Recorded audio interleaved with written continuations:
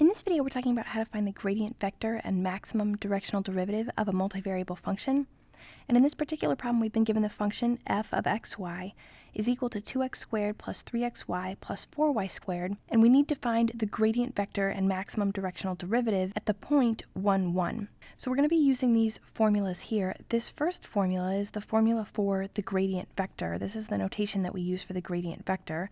So in our case, since we're interested in the point 1, 1, we're going to have this gradient of f at 1, 1. And you can see that all we have to do is find the partial derivatives of the function f with respect to x and y, so just our first order partial derivatives. So if we find the first order partial derivatives of f with respect to x and of f with respect to y, here's what we get. So taking the first order partial derivative with respect to x, the derivative of 2x squared is 4x. The derivative of 3xy is just going to be 3y, because 3y acts like a coefficient on this x to the first variable here, so we end up with plus 3y. And the derivative of 4y squared will be 0 because there's no x variable involved in that term. So this is like a constant, and the derivative of any constant is 0. So the first order partial derivative with respect to y, the derivative of 2x squared will be 0 because there's no y variable involved. The derivative of 3xy will be 3x because 3x acts like a coefficient on this first degree y variable. And the derivative of 4y squared will be 8y. So those are our first order partial derivatives. So we could say that the gradient of f at xy is going to be equal to, and we could just plug these in. So 4x plus 3y, comma, 3x plus 8y, like this. But remember, we're interested in the point 1, 1.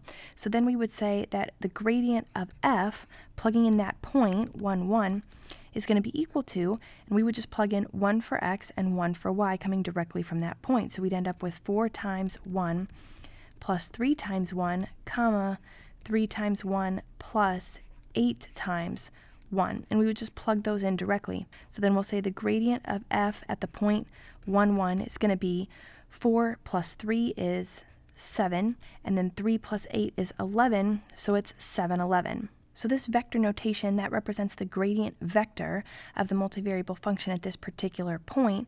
So what's the maximum directional derivative? Well, all we have to do is take these two values that we found and plug them into this square root here. So we would say then the square root of the partial derivative of f with respect to x squared. Well, this was our partial derivative, but remember, we're interested in the point 1, 1, and we already found that when we plugged 1, 1 into this 4x plus 3y, we got 7. We did it right here. We had 4x plus 3y, plugged in the point 1, 1, we got 7.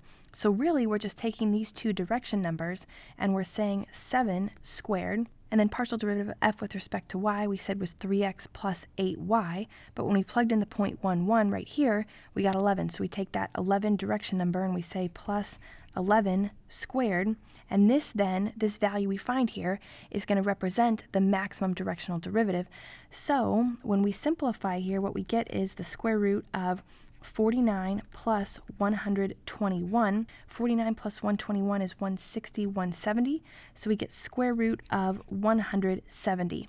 So square root of 170 is the maximum directional derivative, and it occurs in the direction of the gradient vector, which is the vector 7, 11.